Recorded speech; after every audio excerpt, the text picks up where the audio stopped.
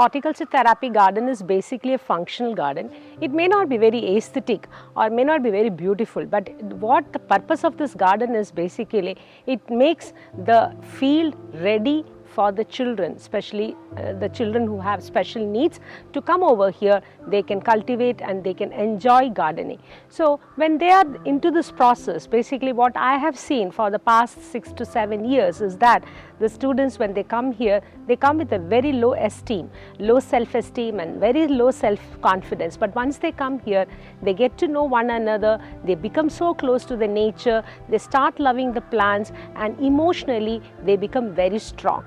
Small little things like, hugging the tree makes them very emotionally strong. So even we have got reported from the parents that, children with autism spectrum disorder who exhibit aggressive nature, when they come to this garden and they spend hours here, especially when they hug the tree.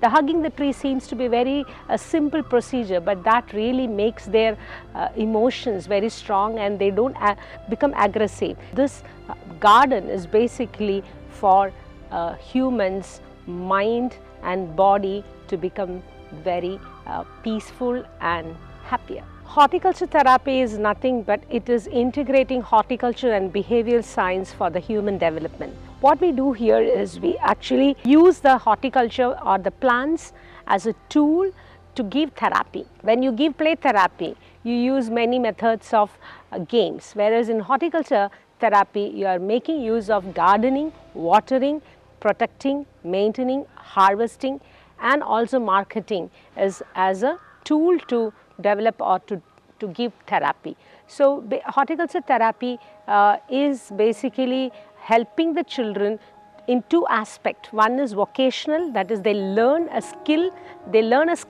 and so that it can sustain their life. They learn how to grow garden, how to grow a plant and how to maintain and how to harvest it. Along with that, the secondary, which is most important, is they also have a therapeutic effect. That is, it helps them to develop socially, it helps them to become emotionally strong, it helps them even cognitively, because it's children, when they attend to the plants, we teach them mind mapping, we teach them how to count the plants, and that helps them to memorize, count the leaves, which helps them to memorize, and all whatever is required. As you know, in cognition we need to improve your attention, your grasping power, your memory, your short-term memory, your long-term memory, your recall. Everything is taught through mind mapping in the horticulture therapy activities. I am Sathishkumar. Yes, I am working as a horticulture therapist here.